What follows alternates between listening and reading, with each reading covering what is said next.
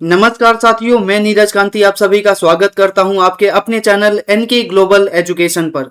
साथियों, इस वीडियो में हम पर्टिकुलरली देखने वाले हैं 7 जून 2026 को the Hindu Indian Express PIB live mint में छपने वाले उन प्रमुख आर्टिकल्स को जो हमारे एग्जाम के पर्सपेक्टिव से जरूरी हैं। साथियों, यहाँ पर आप पहला आर्टिकल देख रहे हो इंडियन ऑयल के इंडिया ऑयल लिमिटेड के माध्यम से यहाँ पर एक नई डिस्कवरी की गई है ऑयल रिजर्व की अंडमान और निकोबार आइलैंड के पास में। इसी के साथ साथ जो हमारा दूसरा आर्टिकल है वो आप देख सकते हो कि जो केरला गवर्नमेंट है उसको क्या है, व्हाइट पेपर क्या है, उसकी फिजिकल कंडीशन के कारण इशू किया गया है। इसी के साथ साथ यहाँ पर हम देखेंगे कि न्यूक्लियर पावर प्लांट को यहाँ पर केरला के अंदर इस्टेब्लिश करने की बात क्यों की जा रही है, ताकि वहाँ की जो इलेक्ट्रिसिटी डिमांड है उसको पूरा किया जा सके। इसी के साथ जो हमारा तीसरा आर्टिकल होगा वो क्या है, national award for e governance 2026 से ये संबंधित होगा। इसी के साथ साथ हमारा जो अगला आर्टिकल है वो आप यहाँ पर देख सकते हैं कि इंडिया के अंदर जो पावर सब्सिडी है वो क्या है, रूफ टॉप सोलर जो पैनल्स हैं उनके ऊपर और ज़्यादा बढ़ाने की बात की जा रही है। ठीक है, इसी के साथ साथ यहाँ पर हम आगे देख रहे हैं कि अगला आर्टिकल है नीलगिरी ताहार से संबंधित, और ये अपना लास्ट आर्टिकल इस प्रकार से रहने वाला है। ठीक है, इसी के साथ आप यहाँ पर ये पूरा का पूरा आर्टिकल नीलगिरी ताहार के ऊपर देखेंगे। तो शुरुआत करते हैं अपने पहले आर्टिकल से। तो पहले आर्टिकल में बढ़ने से पहले आपके लिए इंफॉर्मेशन, आप यहाँ पर टेलीग्राम चैनल को ज्वाइन कर सकते हो एनके ग्लोबल एजुकेशन। यहाँ पे आपको बाकी सारी एग्जाम से रिलेटेड जो इंफॉर्मेशन है वो प्रदान कर दी जाएगी। इसी के साथ यहाँ पर हम देख रहे हैं कि यहाँ पर स्टेट ओन्ड एक कंपनी है जिसका नाम है ऑयल इंडिया लिमिटेड। इसके माध्यम से क्या किया गया है कि सेकंड नेचुरल गैस डिस्कवरी उसके माध्यम से अनाउंस की गई है, और ये अंडमान के ऑफशोर बेसिन के अंदर हमें देखने को मिल रहा है। और जहां पर यह डिस्कवरी हुई है वह विजयपुरम 3 के अंतर्गत आता है। तो ध्यान रखिएगा, विजयपुरम 3 अंडमान के अंदर यहाँ पर सेकंड नेचुरल गैस डिस्कवरी देखने को मिल रही है ऑयल इंडिया के लिमिटेड के माध्यम से। इसी के साथ साथ यहाँ पर हमें देखने को मिलता है ये पूरा सिस्टम ईस्टर्न कोस्ट पर नजर आता है। अब यहाँ पर इमेज में भी आपको नजर आओगा, ये है पूरा अंडमान निकोबार आइलैंड, और इसका जो ईस्टर्न कोस्ट है उसके पास हमें ये पूरा डिस्कवरी होती हुई नजर आ रही है। यहाँ पर मैं बोल रहा हूँ सेकंड नेचुरल गैस एक प्रकार से डिस्कवरी। फर्स्ट कौन सी थी, तो फर्स्ट हमें देखने को मिल रही है विजयपुरम 2 के अंदर गैस स्ट्राइक हुआ था जो 2025 में हमें नजर आता है।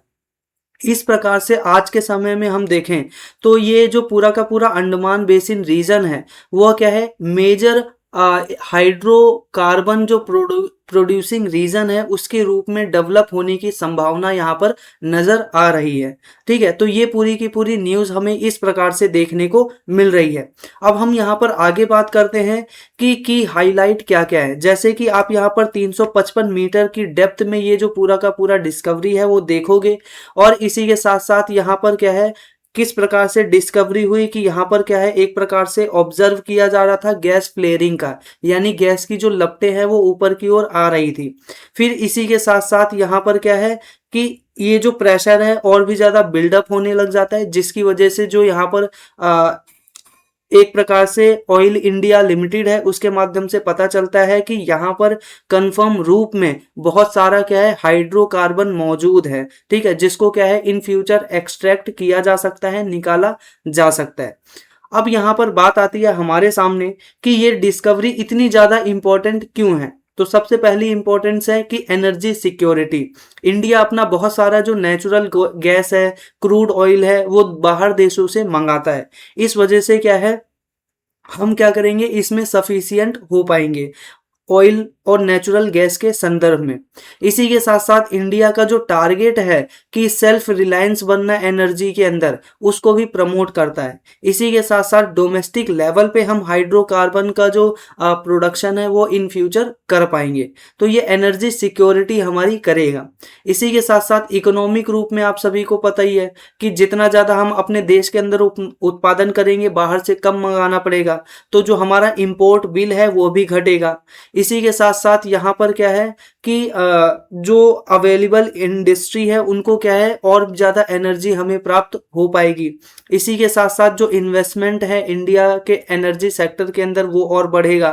इसी के साथ साथ आप यहाँ पर देख सकते हैं कि और भी जो अलाइड सेक्टर होते हैं ऑयल और नेचुरल गैस से संबंधित, उसके अंदर भी इंडिया के अंदर उभार देखने को मिल सकता है।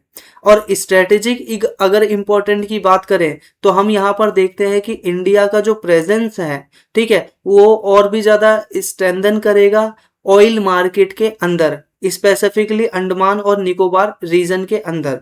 इसी के साथ साथ यहाँ पर हमें देखने को मिलेगा कि जो मैरीटाइम और एनर्जी सिक्योरिटी है बे ऑफ बंगाल में वो भी बढ़ेगा। और यहाँ पर हमें देखने को मिला है इंडो पैसिफिक जो स्ट्रेटेजी है उसको भी यहाँ पर बूस्ट हम कर सकते हैं।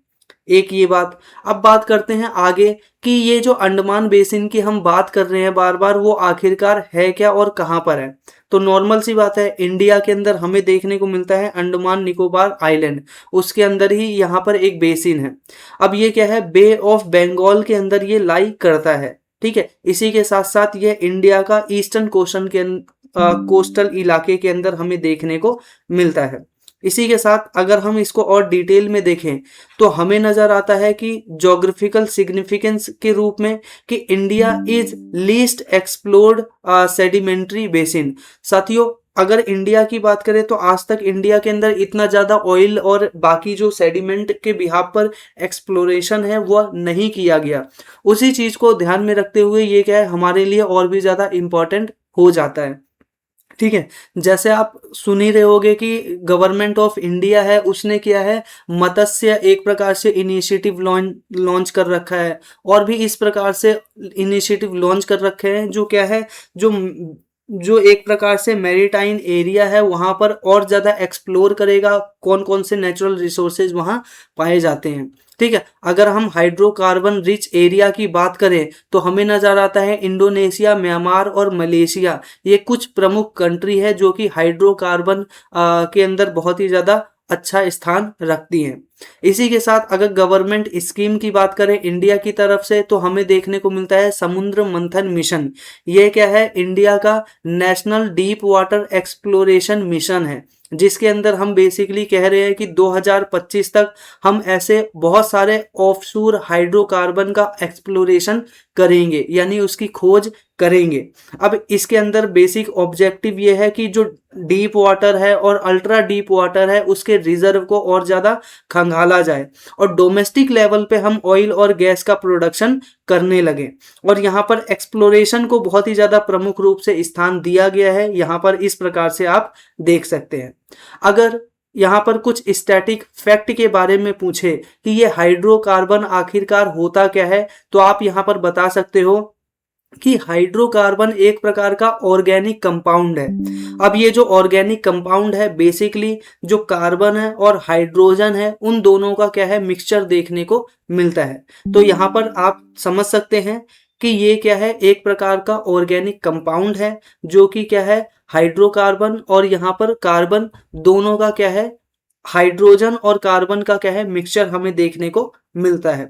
अगर हम यहाँ पर बात करें कि ये हाइड्रोकार्बन जो हम यहाँ पर लेकर आ रहे हैं या खोजा गया है उसके बेसिक टाइप क्या क्या हैं या फिर नेचुरल गैस के टाइप क्या क्या हैं, तो क्रूड ऑयल के रूप में हमें लिक्विड के फॉर्म में देखने को मिलता है, नेचुरल गैस के फॉर्म में हमें गैसियस फॉर्म में देखने को मिलता है, और कोल के रूप में हमें सॉलिड हाइड्रोकार्बन फ्यूल के रूप में देखने को मिलता है, ठीक है। तो ये सारे के सारे रूप हैं हाइड्रोकार्बन के, ठीक है। सॉलिड रूप में कोल के रूप में, गैसियस रूप में नेचुरल गैस के रूप में, और लिक्विड रूप में क्रूड ऑयल के रूप में।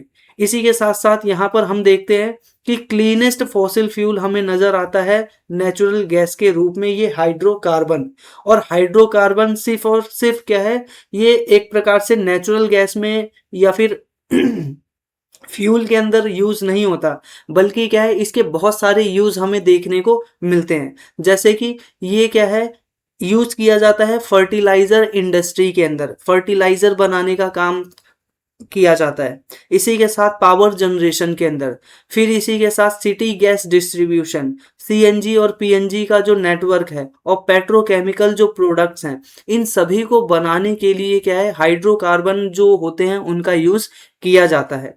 इसी के साथ साथ अगर हम इंडिया स्पेसिफिक बात करें कि इंडिया के अंदर हाइड्रोकार्बन के कहाँ कहाँ सेक्टर मौजूद है, कहाँ कहाँ बेसिकली सेंटर नजर आते हैं, तो यहाँ पर आपको नजर आएगा कि मुंबई के अंदर, फिर इसके अलावा कृष्णा गोदावरी रीजन के अंदर, असम के अरकान के अंदर, इसी के अलावा कैम्बी बेसिन के अंदर, कावेरी बेसिन के अंदर, राजस्थान बेसिन के अंदर और अंडमान के ऑफशोर बेसिन के अंदर बेसिकली क्या है, ये हाइड्रोकार्बन बेसिकली हमें प्राप्त हो रहे हैं।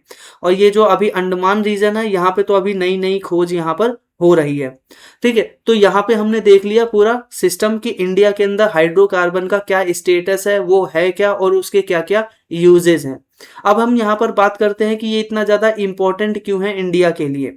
क्यों, यहाँ पर आप देखोगे इंडिया क्या करता है, ऑयल जो है स्पेसिफिकली क्रूड ऑयल, यहाँ पर अपने रिक्वायरमेंट का 85% क्या है, जो मिडल ईस्ट कंट्री है, ठीक है, गल्फ कंट्रीज है, उनसे मंगाता है। इसी के साथ साथ हमारा जो 50% यहाँ पर एलएनजी है, वो क्या है, बाहर देशों से मंगाया जाता है। इसी के साथ साथ यहाँ पर क्या है, डोमेस्टिक लेवल पे डिस्कवरी होने की वजह से एनर्जी सिक्योरिटी बढ़ेगी, करंट अकाउंट जो डेफिसिट है वो भी घटेगा, और ग्लोबल लेवल पर जो प्राइस के अंदर शॉक आता है उसको मेंटेन किया जा सकता है। इसी के साथ अब यहाँ पर कुछ और फैक्ट हैं, जैसे कि ये ऑयल इंडिया लिमिटेड आखिरकार है क्या और इसका बेसिकली काम क्या है। तो ऑयल इंडिया की जो स्थापना है वो 1959 में किया गया था। इसका हेडक्वार्टर हमें दुलियाजान के अंदर हमें देखने को मिलता है। इसी के साथ ही हमें यहाँ पर ministry of petroleum and natural gas के अंदर ये पूरा डिपार्टमेंट देखने को मिलता है। इसका बेसिक काम क्या है कि जो ऑयल और नेचुरल गैस के भंडार है उनको एक्सप्लोर करना, एक्सप्लोर करने के बाद उनका प्रोडक्शन करना। ठीक है, इसी के साथ साथ अंडमान और निकोबार के संबंध में ये कुछ की फैक्ट है कि यहाँ से क्या है, मलक्का स्ट्रेट हमें देखने को मिलता है, 6 डिग्री चैनल यहाँ से होकर गुजरता है और 10 डिग्री चैनल यहाँ से होकर गुजरता है। तो एग्जाम के लिए ये बहुत ज़्यादा इंपॉर्टेंट है कि जो अंडमान और निकोबार आइलैंड है वहाँ से कौन कौन से स्ट्रीट और चैनल होकर गुजरते हैं। तो मलक्का स्ट्रीट हमें देखने को मिलता है। इसी के साथ साथ यहाँ पर 6 डिग्री चैनल और 10 डिग्री चैनल क्या है, ये दोनों यहाँ से गुजरते हैं। तो इसी के साथ आगे बढ़ते हैं कि यहाँ पर आपके लिए क्या है, एक प्रश्न दिया गया है इसी के आर्टिकल के रिगार्डिंग। क्या प्रश्न कह रहा है, consider the following statement regarding the Andaman offshore basin. इसी के साथ पहला स्टेटमेंट हमें नजर आ रहा है, it is located in the Bay of Bengal and it is considered one of the India's relatively under-explored sedimentary basin। यहाँ पर बोल रहा है कि ये जो अंडमान और ऑफशोर बेसिन है वो बे ऑफ बंगाल के अंदर प्रेजेंट है और ये इंडिया का ऐसा सेडिमेंट्री बेसिन है जिसको अभी बहुत ज़्यादा खोजा नहीं गया है, इसके ऊपर खोज चल रही है। इसी के साथ साथ दूसरा कह रहा है कि recent discoveries at Vijayapuram 2nd and Vijayapuram 3rd have indicated that hydrocarbon potential in the basin। यहाँ पर ये जो डिस्कवरी है ये दर्शा रही है कि यहाँ पर क्या है, हाइड्रोकार्बन के बहुत सारे जो भंडार हैं वो हमें प्राप्त हो सकते हैं।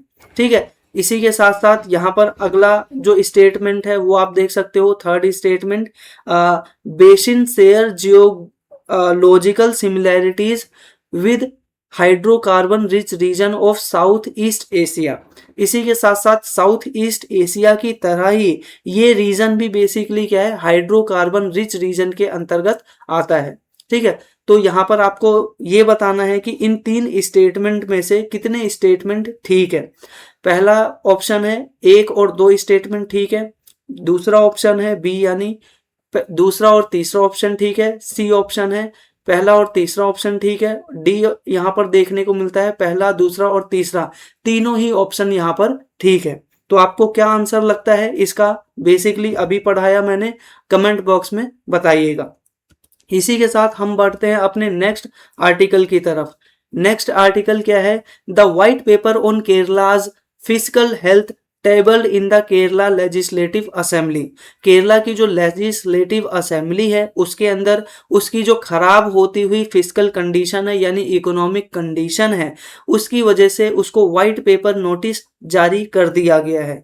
अब यहाँ पर क्या है कि इसकी वजह से एक नया डिस्कशन चालू हो गया है हमारे पॉलिसी मेकर के बीच में कि हम अपने जो स्टेट हैं उनके अंदर जो न्यूक्लियर पावर प्लांट हैं उनको इस्टेब्लिश करें, ताकि जो एनर्जी सिक्योरिटी है और एनर्जी के ऊपर होने वाला खर्च है वो सरकार का कम हो पाए। ठीक है, अभी तो हम बेसिकली क्या है थर्मल पावर प्लांट से बिजली बना रहे हैं या फिर हाइड्रो पावर प्लांट से बिजली बना रहे हैं। अब ऐसे में यहाँ पर क्या है सीजनल टाइम में जैसे ज़्यादा गर्मी बढ़ती है तो उसमें इलेक्ट्रिसिटी डिमांड बहुत ज़्यादा हाई हो जाती है और हाई इलेक्ट्रिसिटी डिमांड को ये पूरा नहीं कर पा रहे हैं। और दूसरी तरफ गवर्नमेंट क्या कर रही है, सब्सिडी पे सब्सिडी दिए जा रही है, जिसकी वजह से सरकार को बहुत ज़्यादा अब घाटा हो चुका है। और इसी घाटों को सुलझाने के लिए यहाँ पर गवर्नमेंट को चाहिए कि वो न्यूक्लियर पावर प्लांट लगाए और स्टेट के अंदर क्या है अपना जो एनर्जी का डिमांड है उसको पूरा करें। अब यहाँ पर क्या है इस प्रकार से ये पूरा आर्टिकल आप यहाँ पर देख सकते हो। अब बात आ रही है कि यहाँ पर जो केरला है वो न्यूक्लियर पावर के ऊपर इतना ज़्यादा फोकस क्यों कर रहा है, ठीक है, क्या फ़ायदे हैं इसके। तो पहला फ़ायदा ये हमें देखने को मिलता है कि जो डिमांड है वो लगातार राइज हो रही है इलेक्ट्रिसिटी की, क्योंकि रैपिड वे में अर्बनाइजेशन फैल रहा है, इंडस्ट्रियलाइजेशन फैल रहा है। इसी के साथ साथ यहाँ पर क्या है कि एयर कंडीशनिंग जैसे अप्लायंस है वो लोगों के घरों में बड़े पैमाने पर हमें देखने को मिल रहे हैं। इस वजह से क्या है इनका कंजम्पशन बहुत ही ज़्यादा बड़े पैमाने पर हमें नज़र आ रहा है, तो इस वजह से ज़रूरत है। दूसरा ज़रूरत इस वजह से है कि हम हाइड्रो पावर प्लांट के ऊपर बहुत ही ज़्यादा निर्भर हो चुके हैं। ठीक है, 1/3 ऑफ केरला जो पावर है वो क्या है इसी से ही आता है। इसी के साथ साथ यहाँ पर क्या है कि इसके अंदर जो पावर जनरेशन है वो बहुत ही ज़्यादा फ्लक्चुएटेड होता है, क्योंकि यहाँ पर क्या है मॉनसून रीजन भी हमें देखने को मिलता है। अब जब नदी के अंदर पानी ही नहीं होगा तो आप उससे क्या है बिजली कैसे बनाओगे। इसी के साथ साथ यहाँ पर क्लाइमेट चेंज की वजह से भी जो रेनफॉल का पैटर्न है वो चेंज हो रहा है। अब रेनफॉल का पैटर्न चेंज हो रहा है तो नॉर्मल सी बात है इलेक्ट्रिसिटी जनरेशन में प्रॉब्लम आएगी।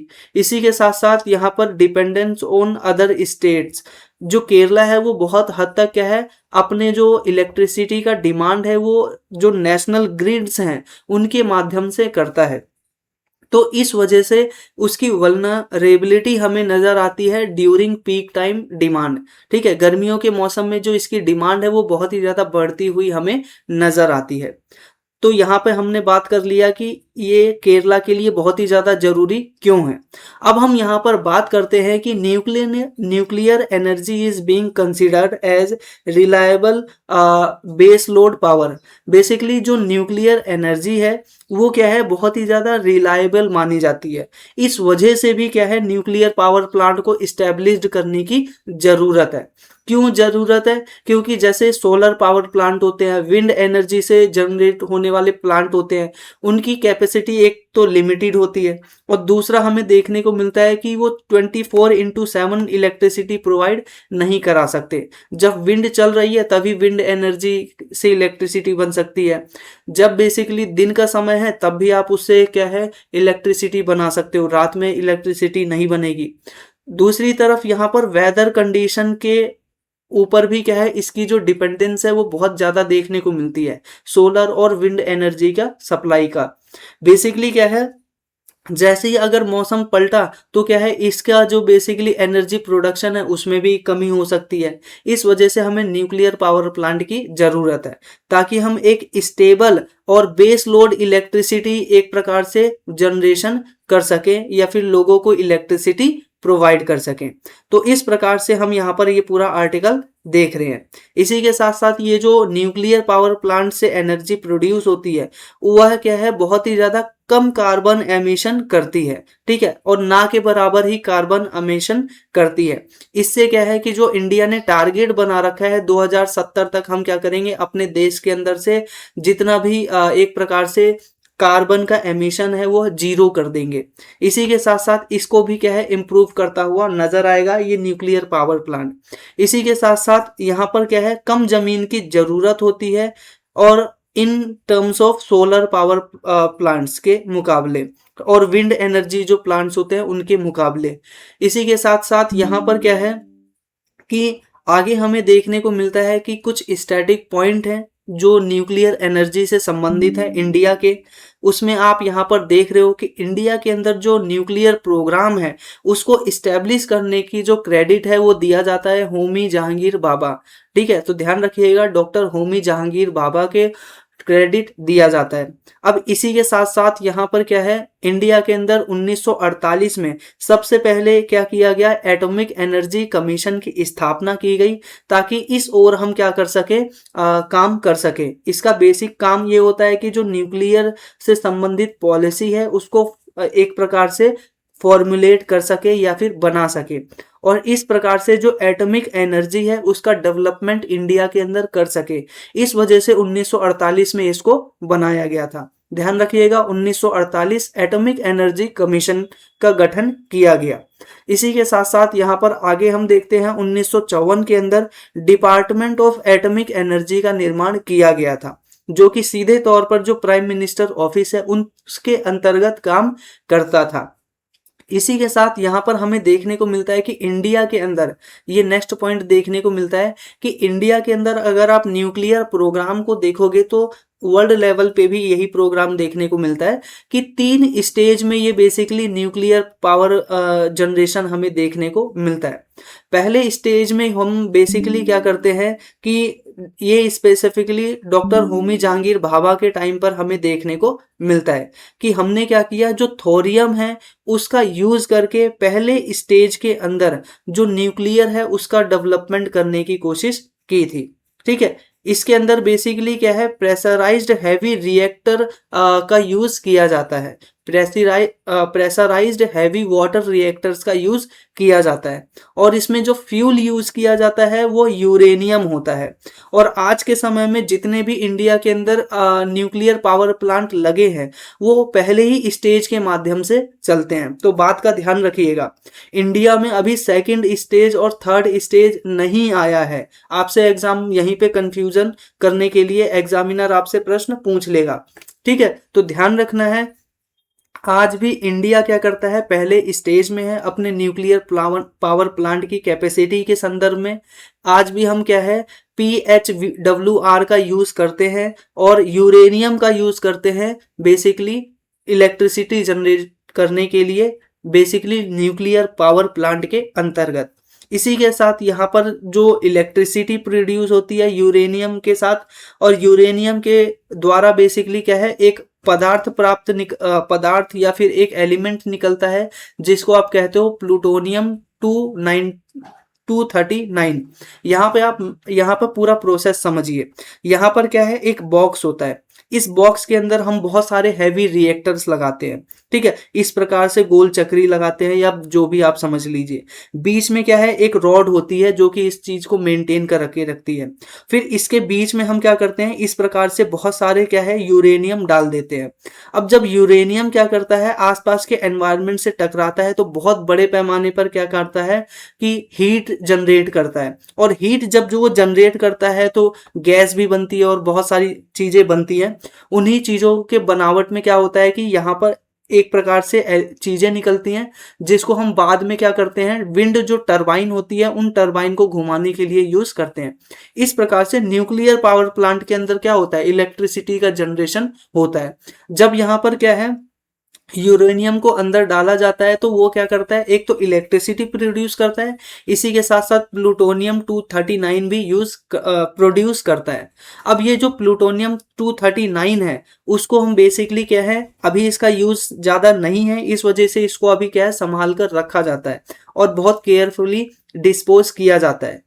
लेकिन हम यहाँ पर आगे देखते हैं कि सेकंड स्टेज के अंदर हमें फास्ट ब्रीडर रिएक्टर का यूज देखने को मिलता है, और फ्यूल के रूप में हम प्लूटोनियम और इसी के साथ साथ यूरेनियम का यूज करते हैं। तो यहाँ पे जो अभी हमने प्लूटोनियम 239 बनाया उसी का यूज हम यहाँ पर कर लेते हैं नेक्स्ट स्टेज के अंदर। ठीक है, यहाँ पर आप बात को ध्यान से समझिए। मैं ये बोल रहा हूँ कि कई देशों में क्या है कि आज भी फर्स्ट स्टेज पे ही क्या है पूरा का पूरा न्यूक्लियर पावर प्लांट चलता है। और आज के समय में जो हम प्लूटोनियम प्रोड्यूस करते हैं वो हमारे लिए वेस्ट है एक प्रकार से, ठीक है। तो लेकिन इस वेस्ट को भी क्या है, अगर हम अपनी टेक्नोलॉजी को और ज्यादा एडवांस करें तो हम इसको क्या है दोबारा से इलेक्ट्रिसिटी जनरेशन में यूज कर सकते हैं। कैसे? फास्ट ब्रीडर रिएक्टर को डेवलप करके। ये एक प्रकार का इंस्ट्रूमेंट है, मशीन समझ लीजिए, ठीक है। अब इसके अंदर बेसिकली क्या है, जो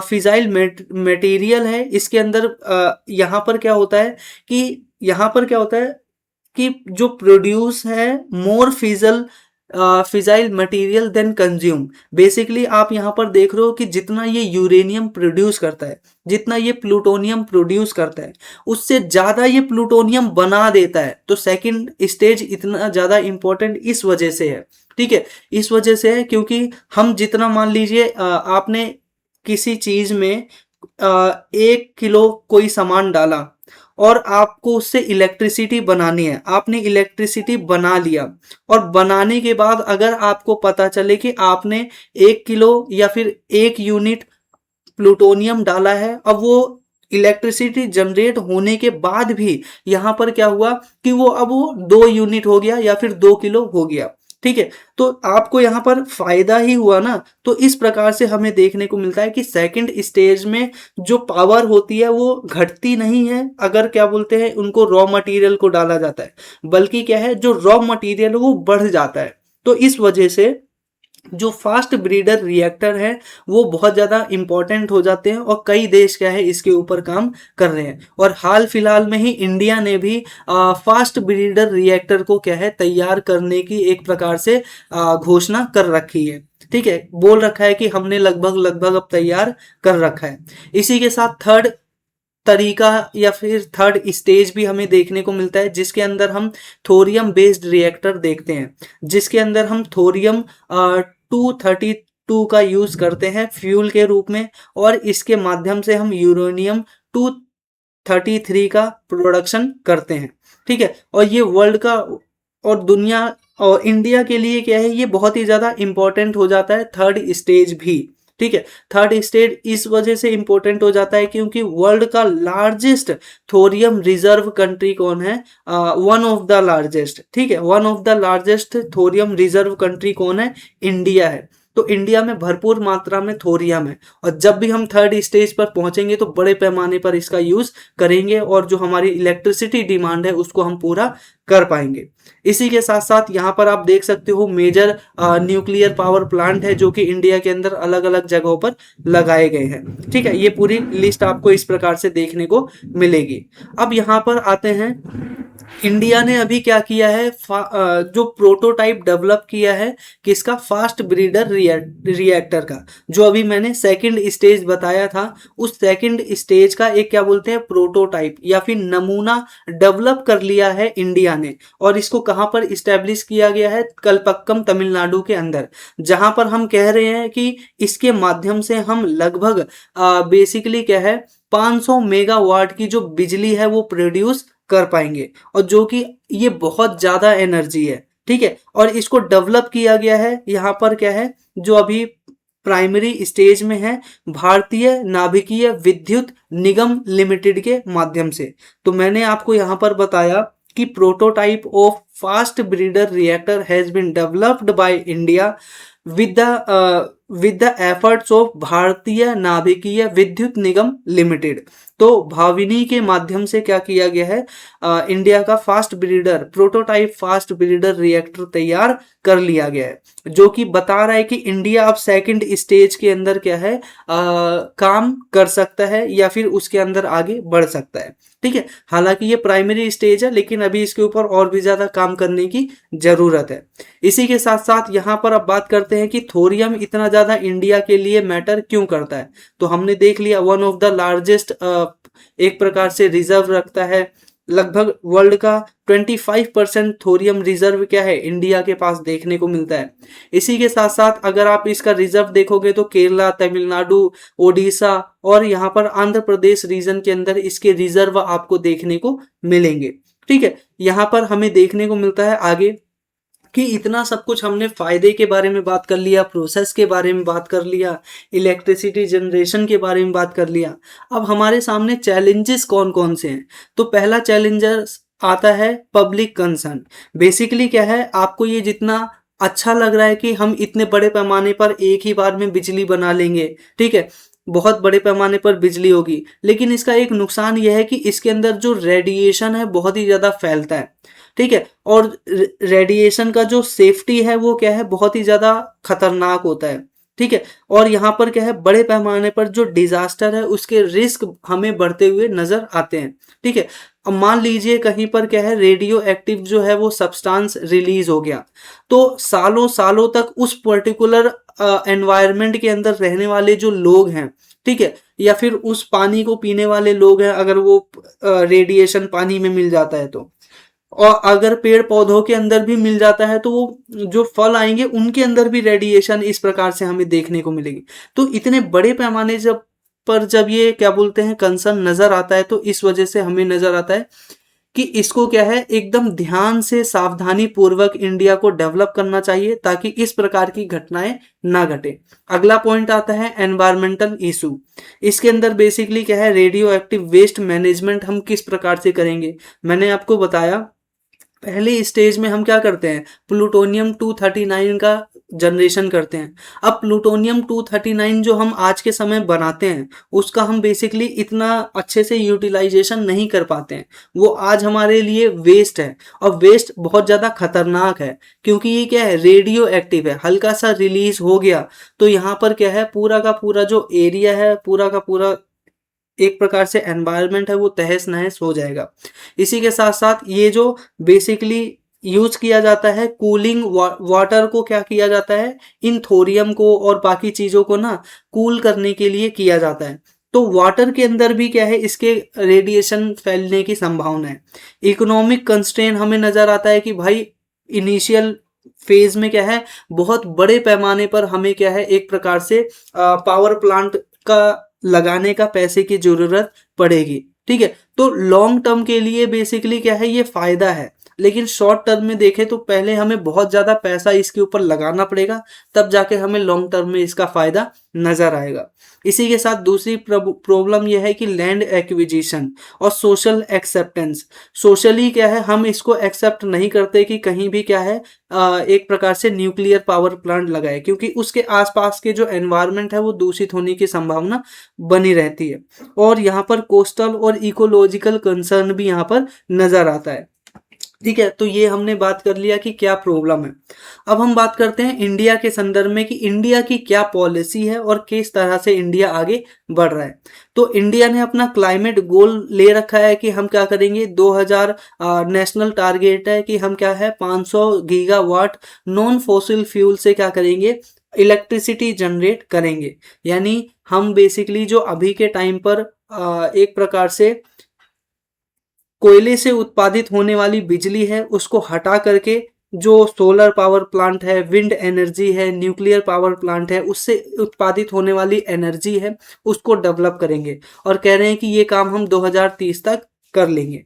एक बात। दूसरी बात, आप यहाँ पर इंडिया का गोल देख सकते हो, 2070 तक हम कह रहे हैं कि नेट जीरो हम कार्बन कर लेंगे। यानी जितना हम कार्बन बेसिकली प्रोड्यूस करेंगे उतना ही बेसिकली हम कार्बन को क्या है एब्जॉर्ब भी कर लेंगे, ठीक है। इसी के साथ साथ यहाँ पर क्या है, एनर्जी सिक्योरिटी, क्लीन क्या बोलते हैं इलेक्ट्रिसिटी और डीकार्बोनाइजेशन, इन सभी के ऊपर इंडिया क्या है फोकस करता हुआ नजर आता है। अब यहाँ पर आप देख सकते हो मेजर सोर्सेज क्या हैं। हाइड्रो पावर इंडिया के अंदर बेसिकली केरला के अंदर इलेक्ट्रिसिटी जनरेशन का, तो यहाँ पर हाइड्रो पावर इंपोर्ट क्या बोलते हैं ग्रिड से वो इलेक्ट्रिसिटी लेकर आता है। सोलर एनर्जी से केरला इलेक्ट्रिसिटी लेकर आता है। इसी के साथ साथ ही एमर्जिंग ऑप्शन है कि वो अपना न्यूक्लियर पावर प्लांट लगाए, बैटरी स्टोरेज फैसिलिटी को और बढ़ाए, और ऑफशोर विंड फैसिलिटी को और ज़्यादा बढ़ाए, और ग्रीन हाइड्रोजन के ऊपर फोकस करे। ये उसके सामने क्या है, एक प्रमुख ऑप्शन रह सकता है। इसी के साथ आप यहाँ पर यूपीएससी प्रीलिम्स के लिए एक प्रैक्टिस क्वेश्चन भी देख सकते हो। कह रहा है कि with the reference to the India's nuclear power programme consider the following statement. कह रहा है कि न्यूक्लियर पावर प्रोग्राम से संबंधित इंडिया के संदर्भ में कुछ स्टेटमेंट दिए गए हैं, आप उनको देखिए। पहला स्टेटमेंट कह रहा है कि India's 3 stage nuclear programme aim to utilise the country's vast thorium reserve. ठीक है, यहाँ पर थर्ड जो स्टेज है, यहाँ पर बात की जा रही है कि उसका प्रमुख रूप से उद्देश्य है कि जो हमारे पास वास्ट थोरियम रिजर्व है उसका अच्छे से यूटिलाइज करें। तो क्या ये ऑप्शन ठीक है, आपको बताना है। दूसरा ऑप्शन कह रहा है कि the prototype fast breeder reactor is located Kalpakkam in Tamil Nadu. ठीक है, अभी इंडिया के द्वारा इसको डेवलप किया गया है, ये बताना है आपको ठीक है या नहीं है। इसी के साथ तीसरा ऑप्शन है thorium is directly used as a fuel in India's first stage nuclear reactor. तो आपको ये ऑप्शन भी बताना है कि ये ठीक है या नहीं है, ये मैंने आपको डिटेल में बताया है। ठीक है, आप यहाँ पर जो कमेंट बॉक्स है उसके अंदर मेंशन कर सकते हैं। ठीक है, इसी के साथ हमारा जो नेक्स्ट आर्टिकल है वो आप देख रहे हो national award for e governance से संबंधित है, जो कि 2026 में अभी प्रोवाइड किया गया है। साथियों, आगे बढ़ने से पहले आपके लिए दोबारा इंफॉर्मेशन, आप यहाँ पर NK global education Telegram channel को ज्वाइन कर सकते हो इन फर्दर अलग अलग एग्जाम के नोटिफिकेशन से रिगार्डिंग पीवाईक्यू और अदर जो चीजें हैं वो आपको इस ग्रुप के अंदर मिल जाएंगी। इसी के साथ साथ हम यहाँ पर जो करंट अफेयर का वन स्टॉप सॉल्यूशन के रूप में लेकर आए हैं 499 के एक ग्रुप को, जिस ग्रुप को अगर आप ज्वाइन करेंगे तो पहले की जितनी भी पीडीएफ्स है वो आपको मिल जाएंगी। इन फ्यूचर आपको जितने भी पीडीएफ अपलोड की जाएंगी वो मिल जाएंगी। ये अनलिमिटेड टाइम के लिए है, आपको सिर्फ और सिर्फ एक ही बार पेमेंट करनी है 499, और 499 में आपको करंट अफेयर का वन स्टॉप सॉल्यूशन मिलेगा हमेशा के लिए, जिसके अंदर आपको डेली बेस पर करंट अफेयर की जो पीडीएफ है वो मिलेगी, जैसा कि आप ये पीडीएफ अभी देख रहे थे। इसी के साथ साथ वीकली बेस पर जो करंट अफेयर पीडीएफ है, मंथली बेस पर करंट अफेयर पीडीएफ है, पूरे साल भर का जो करंट अफेयर पीडीएफ है वो आपको एक ही स्थान पर मिलेगी। ठीक है, तो इस करंट अफेयर के वन स्टॉप सॉल्यूशन को ज्वाइन करने के लिए सिंपल सा आप ये जो व्हाट्सअप नंबर दिया गया है इसके ऊपर मैसेज कर दीजिएगा कि I want to join the group, या फिर मैं ग्रुप को ज्वाइन करना चाहता हूं। उसके बाद आपको आगे का जितना भी प्रोसेस है वो बता दिया जाएगा। इसी के साथ हम यहाँ पर लौटते हैं अपने आर्टिकल की तरफ वापस। हम देख रहे हैं कि national award for e governance 2026 को बेसिकली क्या है रिलीज किया गया है, जिसके अंदर हम बोल रहे हैं 10 गोल्ड मेडल प्रदान किए गए, 6 सिल्वर मेडल और 1 ज्यूरी अवार्ड प्रदान किया गया है। और ये सारी चीजें हमें देखने को मिलती हैं 29th नेशनल कॉन्फ्रेंस के दौरान, जो कि ई गवर्नेंस के ऊपर हुआ था जयपुर राजस्थान के अंतर्गत। तो ध्यान रखिएगा, जयपुर राजस्थान ई गवर्नेंस के ऊपर क्या है 29th नेशनल कॉन्फ्रेंस किया जा रहा था, जिसके अंदर national award for e governance 2026 प्रदान किया गया। इसी के अंदर हम देखते हैं कि ये जो ई गवर्नेंस का यहाँ पर आप देख रहे हो पूरा का पूरा कॉन्फ्रेंस था, उसकी थीम थी विकसित भारत 2047 AI enabled data driven and secure digital governance। Basically जो वन डे एग्जामिनेशन होते हैं जैसे कि एसएससी और इसी के साथ साथ यहाँ पर अदर एग्जामिनेशन, वहां पर बार बार क्या है थीम से रिलेटेड क्वेश्चन पूछे जाते हैं। ठीक है, अगर आप कोई और एग्जाम की तैयारी करते हो फिर भी आप ये वाला जो पॉइंट है उसको ध्यान में रख सकते हो। 29th national conference e governance 2026 Jaipur Rajasthan, विकसित भारत 2047 AI enabled data driven and secure digital governance. ठीक है, अब यहाँ पर बात आती है कि ये जो नेशनल लेवल पर अवार्ड दिया जा रहा है ई गवर्नेंस के लिए वो है क्या। तो इसको दिया जाता है department of administrative reform and public grievances, यानी डार पीजी के माध्यम से, यानी DARPG के माध्यम से क्या है ये जो अवार्ड है प्रदान किया जाता है, और ये हर साल प्रदान किया जाता है। और 2003 से क्या है इसकी शुरुआत हमें देखने को मिलती है। इसी के साथ हम यहाँ पर देखते हैं कि ये जो अवार्ड है किस किस सेक्टर में दिए जाते हैं। ठीक है, तो पहला सेक्टर हमें देखने को मिलता है एग्रीकल्चरल स्टेक के अंदर दिया जाता है। ठीक है, जो कि क्या है 2024 में लॉन्च किया गया था digital public infrastructure mission for agriculture के रूप में।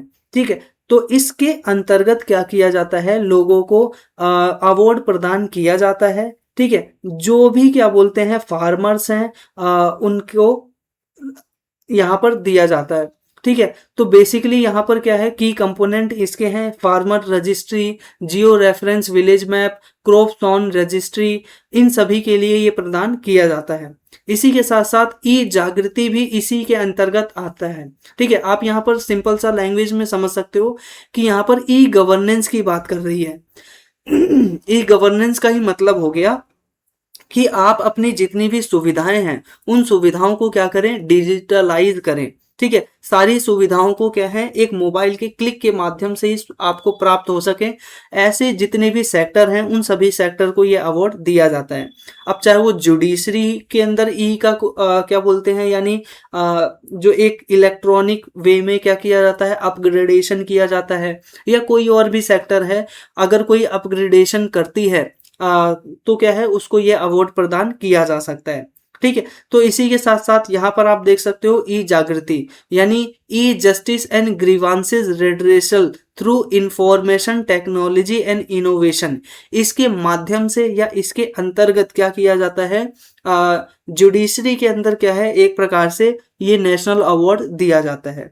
ठीक है, यहाँ पर बेसिकली क्या है, जो ऑनलाइन कंज्यूमर को कंप्लेंट फिलिंग का जो ऑप्शन प्रोवाइड किया गया, इसी के साथ साथ उनके माध्यम से ऑनलाइन माध्यम से केस की ट्रैकिंग करने के लिए जो एक्सेस जजमेंट है और digital consumer dispute resolution mechanism है, उन सभी को डेवलप करने के लिए क्या है ई जागृति के माध्यम से भी अवार्ड प्रदान किया जाता है। ठीक है, इसी के साथ साथ यहाँ पर हम देखते हैं पंचायत एडवांसमेंट इंडेक्स, इसके माध्यम से भी अवार्ड दिया जाता है, जिसके ये बेसिकली क्या है मिनिस्ट्री ऑफ पंचायती राज के अंतर्गत आता है। इसका बेसिक उद्देश्य हमें देखने को मिलता है कि पंचायत के अंदर जो एडमिनिस्ट्रेशन है उसको लोगों के मोबाइल तक पहुंचाना। ठीक है, यानी localisation of sustainable development goal को क्या है ये एक प्रकार से प्रमोट करता हुआ नजर आता है। ठीक है, ताकि क्या है जो पॉवर्टी है उसको रिड्यूस किया जा सके, हेल्थ, एजुकेशन, वाटर मैनेजमेंट और जो गवर्नेंस के अंदर इक्वालिटी है उसको ज़्यादा और इम्प्रूव किया जा सके। ठीक है, इसी के साथ साथ यहाँ पर बात आती है, इतनी देर से हम कर रहे हैं कि ई गवर्नेंस की, तो ये ई गवर्नेंस है क्या। हालांकि मैंने आपको बताया कि क्या है, जब इलेक्ट्रॉनिक बेस पर हम लोगों को एक प्रकार से सुविधाएं प्रदान करते हैं अपने गवर्नेंस से संबंधित, राज्य व्यवस्था से संबंधित, उसी को हम ई गवर्नेंस कहते हैं। E governance refers to the use of information and communication technology by the governments to provide service, information and government mechanism to citizen.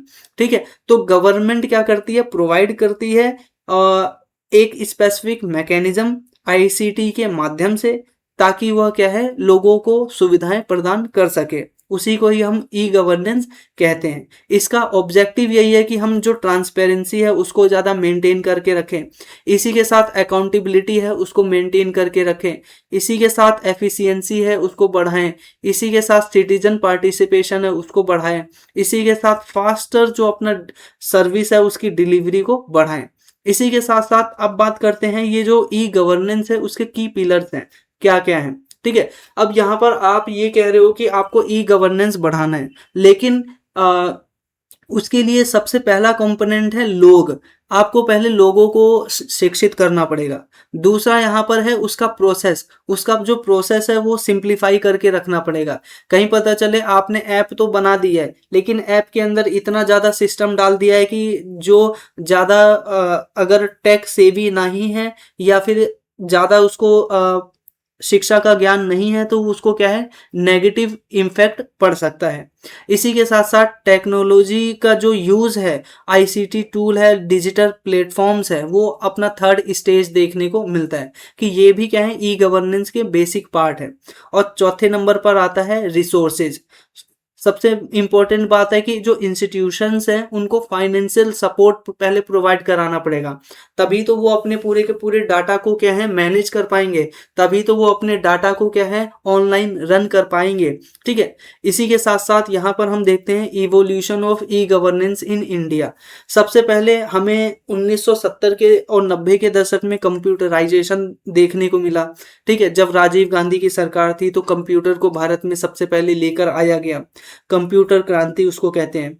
फिर उसके बाद 1976 में नेशनल इंफॉर्मेटिक सेंटर के माध्यम से क्या किया गया कि बेसिकली कंप्यूटराइजेशन को प्रमोट किया गया, और इसके लिए बहुत बड़े पैमाने पर क्या किया गया, छोटे छोटे जो डिजिटल गवर्नेंस सेंटर होते हैं, या एक दूसरे संदर्भ में कह सकते हो साइबर कैफे टाइप में सेंटर्स होते हैं, उसको यहाँ पर डेवलप करने की प्रयास किया गया, ताकि हम जो एक प्रकार से अपना ये जो इलेक्ट्रॉनिक नेटवर्क है ज़्यादा से ज़्यादा लोगों तक पहुंचा सके।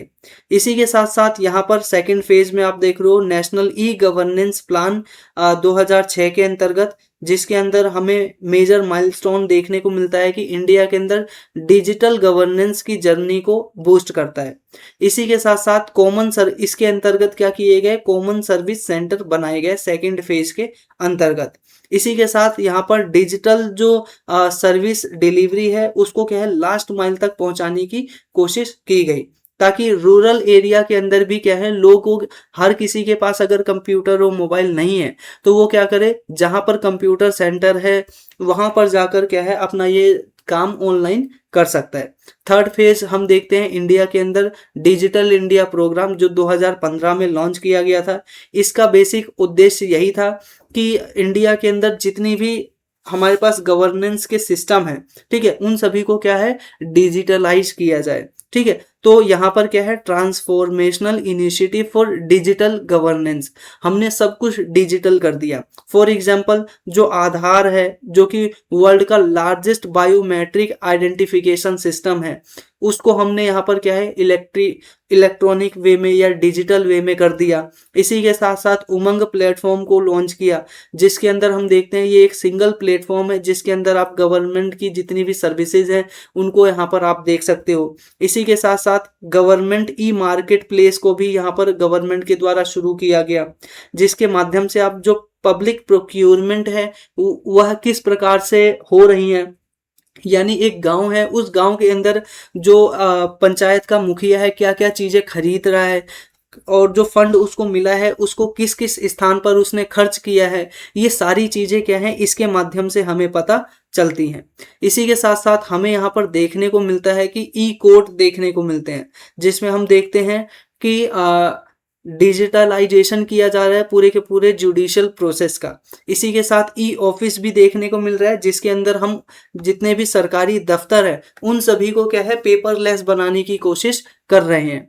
इसी के साथ साथ यहाँ पर आपको देखने को मिलेगा, ये सारी बातें तो हो गई, अब यहाँ पर क्या है डिजिटल पब्लिक इंफ्रास्ट्रक्चर की यहाँ पर हम बात कर रहे थे। तो डिजिटल पब्लिक इंफ्रास्ट्रक्चर का मतलब सिंपल सा ये हो गया कि पब्लिक प्लेसेस पर, या नॉट पब्लिक प्लेसेस बल्कि पब्लिक के लेवल पर जो डिजिटलाइजेशन है उसका इंफ्रास्ट्रक्चर है वो पहुंच सके। ठीक है, जैसे कि आप यहाँ पर डेफिनेशन देख सकते हो, DPI is a set of foundational digital system. यहाँ पर क्या है, ये set of foundational digital system है जो कि इंश्योर करता है कि क्या बोलते हैं सिक्योर और seamless interaction among citizen, business and government. जो एक प्रकार से सिक्योर और क्या बोलते हैं सीमलेस, यानी एक प्रकार से लोकलाइज्ड लेवल पर क्या है सिटीजन को, बिजनेसमैन को और जो गवर्नमेंट को है उसको आपस में जोड़ती है। इसी के साथ साथ यहाँ पर DPI मॉडल के अंतर्गत हम जैम ट्रिनिटी भी देखते हैं, जिसका बेसिक उद्देश्य यह है कि इंडिया का जो डिजिटल इंडिया है उसको ट्रांसफॉर्म करना। इसी के साथ जनधन अकाउंट खोलवाना, आधार, मोबाइल कनेक्टिविटी, ये सारी की सारी क्या है चीज़ें शो कर रही हैं कि हम डिजिटल इंडिया की तरफ कितना ज़्यादा आगे बढ़ रहे हैं।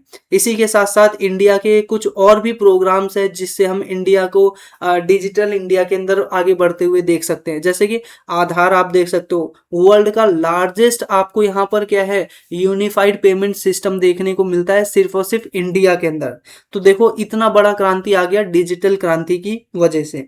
इसी के साथ डिजी लॉकर, आप अगर कोई भी एग्जामिनेशन फॉर्म भरते हो तो वो आजकल ये कहता है कि आपको पहले डिजी लॉकर पे अकाउंट बनाना होगा, उस डिजी लॉकर पे अकाउंट जो है उसको पहले कनेक्ट करना होगा, फिर उसके बाद आप यहाँ पर देख सकते हो कि इसके माध्यम से आप अपने ही डॉक्यूमेंट को डिजिटली देख सकते हो, कहीं भी और किसी को भी दिखा सकते हो। इसी के साथ साथ यहाँ पर अकाउंट एग्रीगेटर, कोविन, इसके अलावा एग्री स्टेक, ग्लोबल रिकॉग्निशन, ये सारी चीजें हमें देखने को मिलती हैं। ग्लोबल लेवल पे क्या है, सिर्फ और सिर्फ हमने क्या किया है, 24 देशों के साथ एक प्रकार से डीपीआई जो है उसका कोऑपरेशन किया है। और डीपीआई आप यहाँ पर देख सकते हो डिजिटल बेस पर एक प्रकार से कोऑपरेशन हमें यहाँ पर नजर आता है। तो ये सारी बातें हमने अच्छी अच्छी देख ली। अब कुछ नेगेटिव चीजें भी देख लेते हैं। जैसे कि सबसे पहले अमीर और गरीब के संदर्भ में डिजिटल डिवाइड बहुत है। इसी के साथ डिजिटल लिटरेसी भी बहुत कम पैमाने पर हमें नजर आती है। और दूसरा, बढ़ता हुआ डिजिटलाइजेशन साइबर सिक्योरिटी के रिस्क को भी क्या है, बढ़ाता जा रहा है। इसी के साथ जो प्राइवेसी कंसर्न है वो भी क्या है, बढ़ते चले जा रहे हैं। जितना ज्यादा वर्ल्ड डिजिटलाइज हो रहा है, लोगों की जो प्राइवेसी होती है वो क्या है, खत्म होती हुई चली जा रही है। ये कुछ बेसिकली फैक्ट हैं जो कि अभी NAEG यानी national award for e governance है उसके संदर्भ में देखने को मिलता है, आप इसको देख सकते हैं। इसी के साथ साथ यहाँ पर एक और चार्ट है, इसके माध्यम से भी अभी जो 2026 में 29th national award for e governance किया गया उसके संबंध में कुछ की फैक्ट है जिसके बारे में हमने पहले ही लगभग डिस्कस कर लिया है। ये आपके लिए एक MCQ क्वेश्चन है, इसको आप यहाँ पर ट्राई कीजिए आंसर करने का, क्योंकि अभी अभी हमने क्वेश्चन किया है तो आप आंसर भी बहुत अच्छे से कर पाएंगे। कमेंट बॉक्स में आंसर कीजिएगा। क्वेश्चन क्या कह रहा है कि consider the following statement regarding e governance in India, यानी ई गवर्नेंस के संदर्भ में, इंडिया के संदर्भ में आपको यहाँ पर बताना है कौन से स्टेटमेंट ठीक है।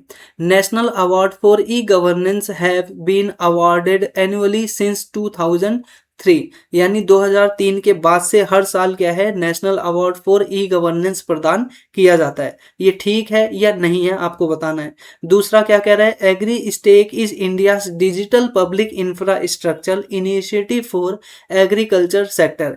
देखो एग्रीकल्चर सेक्टर के लिए जो एग्री स्टेक है वो एक प्रकार का डिजिटल प्लेटफॉर्म आपको नजर आता है, ये आपको बताना है सही है या गलत है। दूसरा ये है कि जेम ट्रिनिटी, ये जनधन और आधार और मोबाइल कनेक्टिविटी को यहाँ पर बेसिकली क्या है, एक प्रकार से दर्शाता है। ठीक है, तो आपको बताना है कि ये ऑप्शन ठीक है या नहीं है। तो देखो नाम से ही पता चल रहा है। चलिए आप एक बार आंसर करने की कोशिश कीजिए। अभी तक आपने आंसर कर दिया होगा, पोस्ट कर लीजिएगा, नहीं किया है तो अब इसका आंसर बता देता हूँ। यहाँ पर देखिए आप कह रहे हो जैम ट्रिनिटी, जैम आप इसके फुल फॉर्म से ही समझ सकते हो। पहला क्या है, जनधन। दूसरी बात है यहाँ पर बीच वाला अक्षर आधार, और यहाँ पर क्या है, मोबाइल। जब हम इन तीनों को कनेक्ट कर लेते हैं, बैंक अकाउंट को, आधार कार्ड को और मोबाइल को, तो इसी को ही हम कहते हैं जैम ट्रिनिटी। ठीक है, और बाकी आप यहाँ पर अगले ऊपर के आर्टिकल देख रहे हो, ये भी सारे ठीक है यहाँ पे पॉइंट। ठीक है, तो इसके जितने भी पॉइंट थे वो सारे के सारे ठीक हमें देखने को मिलते हैं। ठीक है, अगला आर्टिकल यहाँ पर हमें देखने को मिलता है कि जो सोलर पावर है उसको क्या किया जा रहा है, बड़े पैमाने पर आज के समय पे सब्सिडी दी जा रही है। इसी के साथ साथ हमें देखने को मिल रहा है कि यहाँ पर जो लेखक है, ये इंडियन एक्सप्रेस का आर्टिकल है, यहाँ पर बात कर रहा है कि ये जो सब्सिडी है इसको और ज़्यादा बढ़ाने की हमें ज़रूरत है। क्यों ज़रूरत है, क्योंकि गवर्नमेंट कई राज्यों में क्या कर रही है कि जो इलेक्ट्रिसिटी का जो दाम है वो एकदम घटा रखी है और सब्सिडी देती है। अब ऐसे में जो लोग हैं वो इतना ज़्यादा ध्यान नहीं देते कि वो अपने घर के ऊपर solar power, not power but solar क्या बोलते हैं, एक प्रकार से पैनल्स लगवाएं। ठीक है, तो ये यहाँ पर आर्टिकल में यही बात कर रहा है लेखक कि हमें क्या करना चाहिए, इसके ऊपर सब्सिडी और कम कर देनी चाहिए, ताकि क्या है जो बिजली का खर्चा लोगों का आता है उससे भी कम में क्या है सोलर से हम क्या कर सके, एनर्जी जनरेट कर पाए। अगर हमें इंडिया को जीरो कार्बन तक पहुंचाना है तो ठीक है। अब यहाँ पर बात कर लेते हैं। देखो, despite of various flagship schemes like PM Surya Ghar Muft बिजली योजना, पीएम कुसुम जो कि गवर्नमेंट ऑफ इंडिया के अंदर लॉन्च किया गया है, इन सभी के बावजूद भी हमारा जो आज के समय में एनर्जी एक प्रकार से प्रोडक्शन है सोलर पैनल्स के माध्यम से 13 गीगावाट ही बना हुआ है। जबकि हमने कहा था एक टाइम पे कि हम 40 गीगावाट जो बिजली है वो प्रोड्यूस करेंगे। और कहाँ हमारा टारगेट टारगेट 40 और कहाँ पर, यहाँ पर प्रोडक्शन सिर्फ और सिर्फ 13 गीगावाट। ठीक है, तो इस प्रकार से हम यहाँ पर देख रहे हैं कि जो पार्लियामेंट्री एस्टीमेट कमेटी रिपोर्ट है, ठीक है, यहाँ पर ध्यान रखिएगा, पार्लियामेंट्री एस्टीमेट्स कमेटी है, उसने अभी एक रिपोर्ट प्रकाशित की है। बोल रहा है कि जो स्टेट हैं वो हैवीली सब्सिडी प्रोवाइड कराते हैं इलेक्ट्रिसिटी के ऊपर। ठीक है, इस वजह से होल्ड के आधार पर यानी घरेलू आधार पर, और जो छोटे फार्मर्स हैं वो क्या है रूफ टॉप सोलर पावर या फिर सोलर प्लांट है, उनको क्या है लगाने में क्या करते हैं, आनाकानी करते हैं या फिर उसमें ज़्यादा दिलचस्पी नहीं लेते हैं, क्योंकि उनको सस्ते दरों पे बिजली क्या है जो अदर गवर्नमेंट की इनिशिएटिव है उन्हीं से ही मिल जाता है। तो अब बात करते हैं यहाँ पर डिसेंट्रलाइज सोलर पावर की क्या बात हो रही है। देखो, जो सोलर पावर प्लांट लगाए जाते हैं या फिर पावर जनरेट किया जाता है, दो तरीके से किया जाता है। पहला है स्टेट के माध्यम से सेंट्रलाइज लेवल पे इस प्रकार से बड़े बड़े सोलर पार्क बनाकर। ठीक है, तो पहला क्या आ गया, बड़ा बड़ा जो सोलर पार्क है उसको डेवलप करके। और दूसरा घरेलू स्तर पर जो सोलर पैनल है, ठीक है, उनको लगा करके। ठीक है, तो यहाँ पर आपको डिफरेंस पता चल गया, घरेलू स्तर पर छोटे छोटे और कम पैनल लगाए जाते हैं, और वहीं पर जो सरकार है बड़े पैमाने पर क्या करती है, पैमाने पर सोलर पावर प्लांट लगाती है। तो यहाँ पर ये बोल रहा है कि ये जो सेकंड लेवल पे हमें देखने को मिल रहा है, ये लोग सोलर पैनल को लगाने में ज़्यादा दिलचस्पी नहीं ले रहे हैं। ठीक है, इसी के साथ साथ हमें यहाँ पर नज़र आता है कि आमतौर पर जो रूफ टॉप है उसके ऊपर सोलर पैनल लगाया जा सकता है। इसी के साथ इरिगेशन पंप के रूप में यूज़ किया जा सकता है, और plant on farmland solar small solar plant को डेवलप किया जाता है फार्म लैंड के ऊपर। इसी के साथ कम्युनिटी सोलर प्रोजेक्ट को लॉन्च किया जा सकता है, और की गवर्नमेंट इनिशिएटिव भी हमें नज़र आते हैं। ये सारी चीज़ें हमें इंडिया के अंदर पहले ही देखने को मिलती है। ठीक है, लेकिन इसका जो स्तर है वो बहुत ही ज़्यादा कम है। ठीक है, अब इसी के साथ गवर्नमेंट ने 2024 में क्या किया था, पीएम सूर्य घर मुफ्त बिजली योजना चालू किया था, जिसमें उन्होंने कहा था कि हर एक हाउस होल्ड को 1 करोड़ तक की सब्सिडी दी जाएगी अगर वो रूफ टॉप सोलर इंस्टॉलेशन करते हैं तो। ठीक है, और इसी के साथ साथ क्या है कि जो फ्री इलेक्ट्रिसिटी है, इससे क्या है उनको 300 यूनिट पर मंथ यहाँ पर प्राप्त हो पाएगी। इसी के साथ साथ पीएम कुसुम लॉन्च किया गया स्कीम, जो 2019 में लॉन्च किया गया, जिसका फुल फॉर्म आप देख सकते हो, प्रधानमंत्री किसान उज्ज्वल ऊर्जा सुरक्षा एवं उत्थान महाअभियान। ठीक है, अब इसके अंतर्गत बेसिकली बोला गया कि जो किसान है उनको हम क्या करेंगे, सोलर पंप चलाने के लिए क्या है, जो एक प्रकार से सोलर पैनल्स हैं उस प्रकार से ग्रिड सिस्टम को क्या है इस्टेब्लिश्ड करेंगे।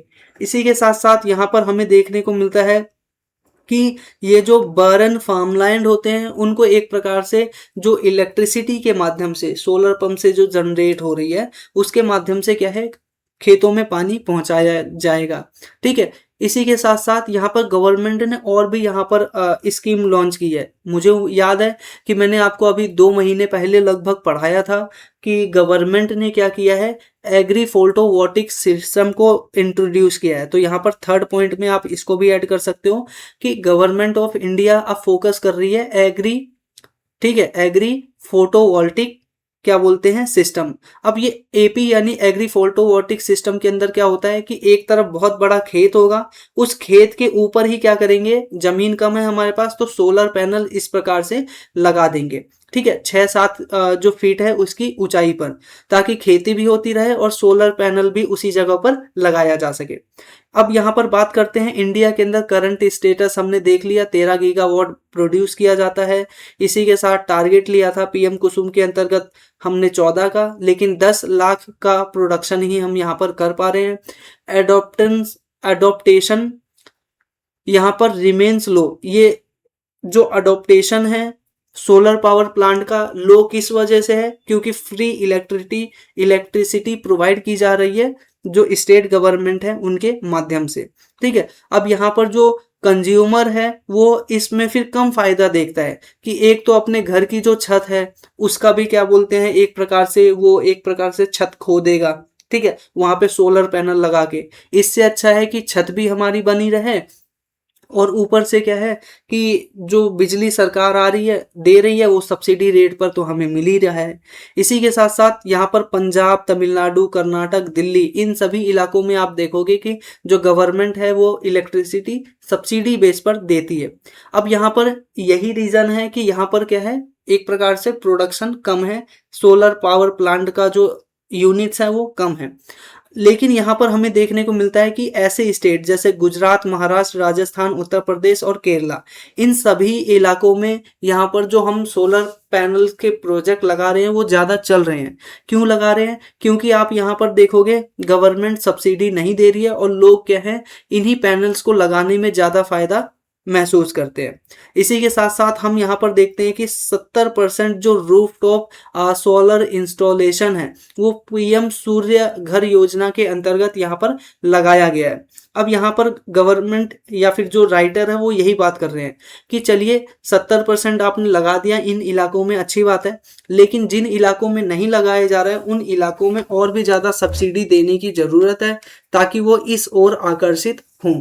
ठीक है, इसी के साथ साथ यहाँ पर हमें देखने को मिलेगा कि इससे क्या होगा कि जो हमारे गवर्नमेंट का एक्सपेंडिचर है, जो हम सब्सिडी के ऊपर खर्च कर रहे हैं वो कम होगा। क्यों खर्च कम होगा? क्योंकि एक ही बार में हम क्या करेंगे, उनको सोलर पैनल दे देंगे, एक ही बार पैसा लगा देंगे और इससे क्या है जो सब्सिडी का बर्डन हर महीने पड़ता है, ठीक है, वो क्या है कम हो जाएगा। इसी के साथ साथ ये एक लॉन्ग टर्म सेविंग इन्वेस्टमेंट हमें देखने को मिलेगा। इसी के साथ साथ यहाँ पर क्या है कि डिसेंट्रलाइज सोलर सिस्टम बहुत ज़्यादा इंपॉर्टेंट है। क्यों है? क्योंकि इलेक्ट्रिसिटी की जो डिमांड है वो लगातार बढ़ती जा रही है, अर्बनाइजेशन है वो लगातार बढ़ता जा रहा है, इंडस्ट्रियलाइजेशन बढ़ता जा रहा है, एयर कंडीशनिंग बढ़ती जा रही है और इलेक्ट्रिक मोबिलिटी क्या है लगातार बढ़ती जा रही है। इस वजह से जो इतना ज़्यादा डिमांड हो रहा है उतना ज़्यादा गवर्नमेंट को क्या करना पड़ रहा है, इलेक्ट्रिसिटी भी जनरेट करना पड़ रहा है।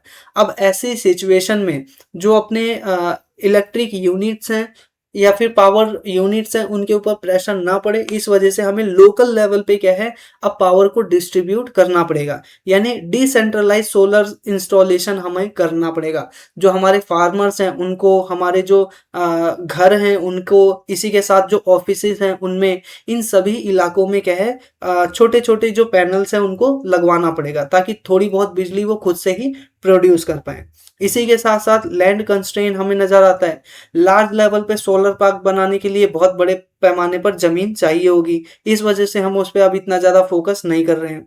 इसी के साथ क्लाइमेट चेंज और हीट वेव हमें देखने को मिलता है कि पीक टाइम पर जो इलेक्ट्रिसिटी का कंजम्पशन ज़्यादा हो जाता है, इस वजह से भी ये ज़रूरी है। इसी के साथ साथ अगर हम बात करें सोलर एनर्जी इंडिया के अंदर, तो नेशनल सोलर मिशन लॉन्च किया गया था 2010 में। ठीक है, ये क्या है NAPCC का क्या है पार्ट हमें देखने को मिलता है, जिसके अंदर हम बेसिकली कह रहे हैं कि जो सोलर पावर जनरेशन है उसको प्रमोट किया जाएगा, जो फॉसिल फ्यूल है उसके ऊपर अपनी डिपेंडेंस कम की जाएगी और जो ग्रीन एनर्जी है उसकी तरफ आगे बढ़ा जाएगा। इसी के साथ साथ हम यहाँ पर देखते हैं 500 गीगावाट का हमने टारगेट ले रखा है नॉन फॉसिल फ्यूल से इलेक्ट्रिसिटी जनरेट करने का 2030 तक, और 2070 तक हमने कह रखा है कि हम क्या है नेट जीरो कार्बन की तरफ बढ़ जाएंगे, हम कोई भी प्रदूषण नहीं करेंगे। इसके लिए बेसिकली क्या है सोलर, विंड, हाइड्रो पावर, फिर इसी के साथ साथ बायो एनर्जी, इन सभी का सहारा लिया जाएगा इस टारगेट को पूरा करने के लिए। इसी के साथ ये बाकी चीज़ों को आप देख सकते हो कि जो न्यूक्लियर पावर प्लांट है उनके कुछ बेनिफिट को हमने बहुत पहले ही देख लिया है कि इलेक्ट्रिसिटी बिल कम करेगा। इसी के साथ एनवायरमेंटल बेनिफिट भी है। इसी के साथ एनर्जी सिक्योरिटी प्रोवाइड कराएगा। ये इस प्रकार से पूरा सिस्टम हमें नज़र आता है। अब हम यहाँ पर बात करते हैं इसी से रिगार्डिंग एक क्वेश्चन है with the reference to the decentralised solar power generation in India consider the following statement. यानी पहला स्टेटमेंट कह रहा है PM Kusum aim to promote solarisation of agriculture through solar pump and decentralise solar plant. तो मैंने आपको यहाँ पर बताया भी था एग्री फोटोवोल्टिक सिस्टम। ठीक है, तो आपको अंदाजा लग ही गया होगा ये इसका क्या आंसर रहने वाला है, सही है या गलत। इसी के साथ दूसरा पॉइंट आपको यहाँ पर देखने को मिलेगा कि roof top solar system generate electricity close to the point of the consumption and reduce transmission losses. जब इलेक्ट्रिसिटी को हम तार से एक स्थान से दूसरे स्थान पर लेकर जाते हैं तो बीच रास्ते में जो बिजली है वो तार के अंदर ही गायब हो जाती है। तो यहाँ पर सिंपल सा यही बोल रहा है कि जब हम इलेक्ट्रिसिटी को ट्रांसपोर्ट करते हैं तो यहाँ पर ये बोल रहा है रिड्यूस ट्रांसमिशन लॉसेस। तो ऐसा कुछ होता है या नहीं होता है वो आपको बताना है। इसी के साथ साथ यहाँ पर free electricity provide by the state can sometimes reduce incentive for household and farmers to adopt solar energy system. यहाँ पर बोल रहा है कि जो फ्री इलेक्ट्रिसिटी है वो क्या है, जो फार्मर है उन सभी को हतोत्साहित करता है कि वो ज़्यादा से ज़्यादा सोलर पैनल अपने यहाँ पर ना लगाए, क्योंकि उनकी जो डिमांड है वो फ्री की इलेक्ट्रिसिटी से ही, यानी जो हमारे थर्मल पावर प्लांट से आने वाली और बिजली है उससे ही वो पूरा कर लेते हैं अपना सारा काम। तो यहाँ पर आपको बताना है कितने स्टेटमेंट यहाँ पर ठीक है। तो बताना है पहला ऑप्शन ए पहला ही स्टेटमेंट सिर्फ और सिर्फ ठीक है। ऑप्शन बी पहला और दूसरा स्टेटमेंट ठीक है।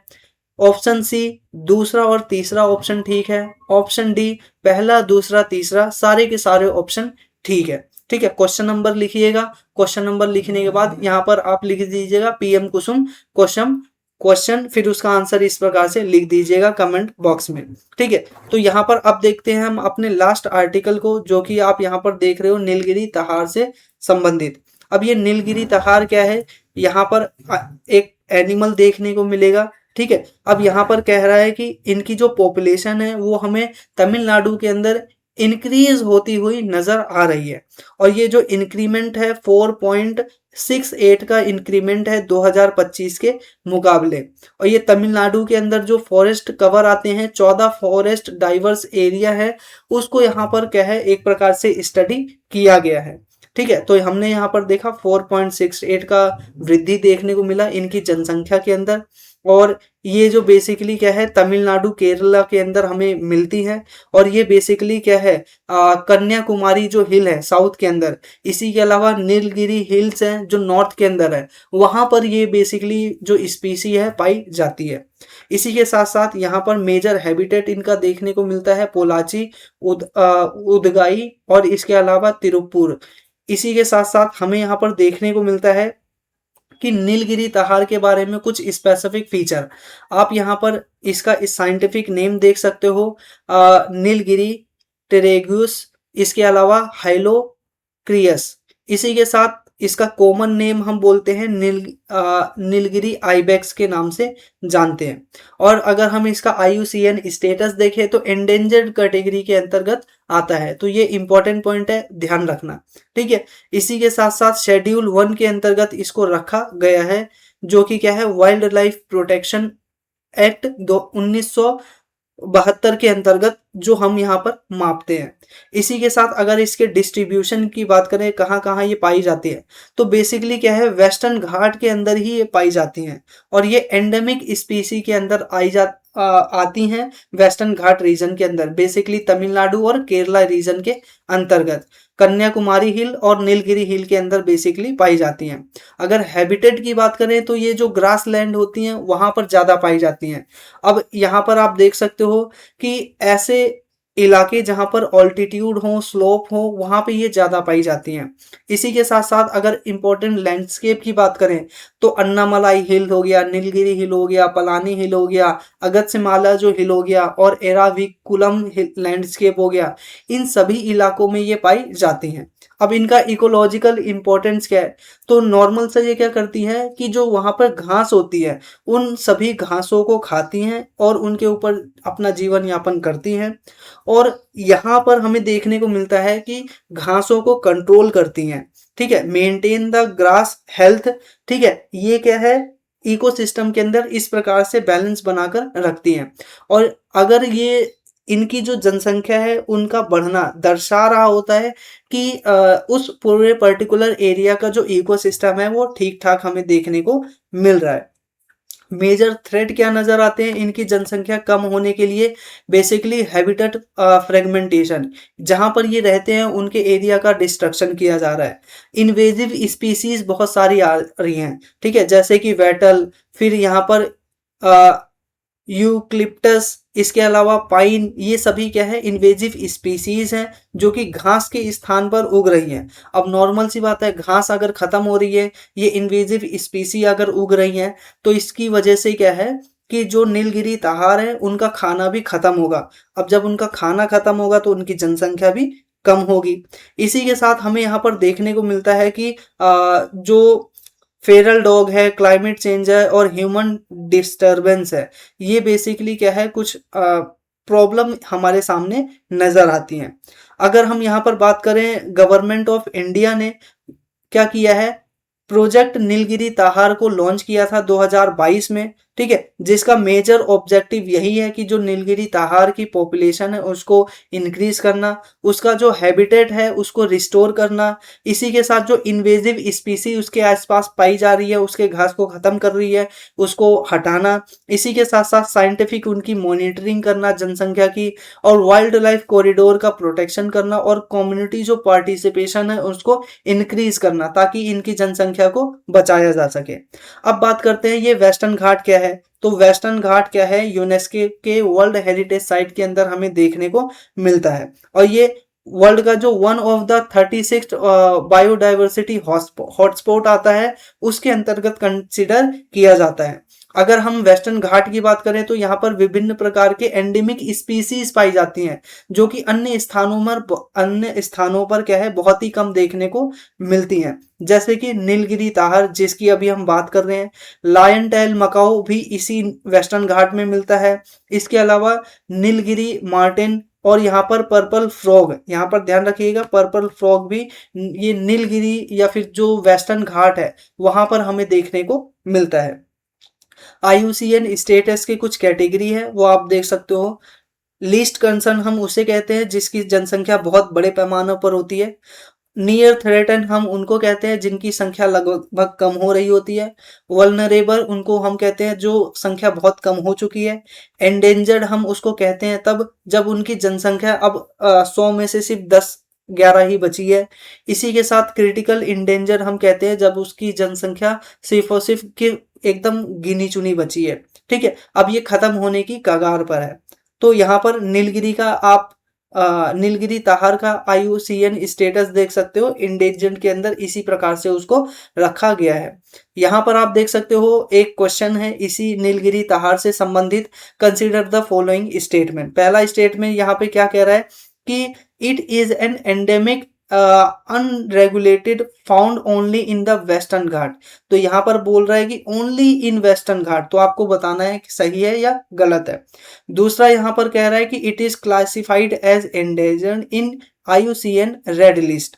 तो IUCN रेड लिस्ट के अंदर इसको इंडेंजर्ड कैटेगरी में शामिल किया गया है, हाँ या ना बताना है। इसी के साथ साथ यहाँ पर शेड्यूल 1 के अंतर्गत इसको रखा गया है, इसी के साथ वाइल्ड लाइफ प्रोटेक्शन एक्ट 1972 के अंतर्गत। तो कितने ऑप्शन इसके अंदर से आपको ठीक लग रहे हैं वो आपको यहाँ पर बताना है। तो इस प्रकार से हमने ये जितना भी पूरा आर्टिकल था उसको डिटेल में कवर कर लिया है। तो मुझे उम्मीद है आपको ये जो पूरा आर्टिकल है वो डिटेल में पसंद आया होगा आज का। जाते जाते आपके लिए इन्फॉर्मेशन आप यहाँ पर देख सकते हो, करंट अफेयर का वन स्टॉप सॉल्यूशन है। जो कि है 499 में। इसके अंदर आप एक बार ग्रुप ज्वाइन करेंगे, पहले के जितने भी आर्टिकल्स हैं वो मिल जाएंगे। इन फ्यूचर जितना भी इसके अंदर आर्टिकल अपलोड होता रहेगा वो आपको मिलता जाएगा, सिर्फ और सिर्फ 499 में। ये लाइफ टाइम सब्सक्रिप्शन रहेगा, आपको इसके बाद कभी भी पे करने की ज़रूरत नहीं पड़ेगी। इसी के साथ इसके अंदर आपको डेली बेस पर जो करंट अफेयर है, वीकली बेस पर जो करंट अफेयर है, मंथली मैगजीन है और पूरे साल भर का जो करंट अफेयर है वो आपको यहाँ पर इसके अंतर्गत मिलने वाला है। इसी के साथ साथ आप यहाँ पर देख सकते हो, इस ग्रुप को ज्वाइन करने के लिए व्हाट्सअप नंबर दिया गया है, इसको ऊपर मैसेज करके आप कांटेक्ट कर सकते हो कि मुझे ग्रुप ज्वाइन करना है। उसके बाद आपको अगला जो प्रोसेस है वो बता दिया जाएगा। इसी के साथ ये टेलीग्राम आईडी है, इसके थ्रू भी आप कांटेक्ट कर सकते हो। मोस्ट प्रिफेयरली आप यहाँ पर जो व्हाट्सअप नंबर दिया गया है उसी के ऊपर आप मैसेज करिएगा। ठीक है, तो मुझे उम्मीद है आपको ये जो पूरा का पूरा वीडियो है वो जरूर पसंद आया होगा। अगर वीडियो पसंद आया तो वीडियो को लाइक जरूर कर लीजिएगा, चैनल को सब्सक्राइब कर लीजिए रेगुलर बेस पर इसी तरह से वीडियो देखने के लिए। इसी के साथ साथियों मिलते हैं आपसे नेक्स्ट वीडियो में, तब तक के लिए नमस्कार।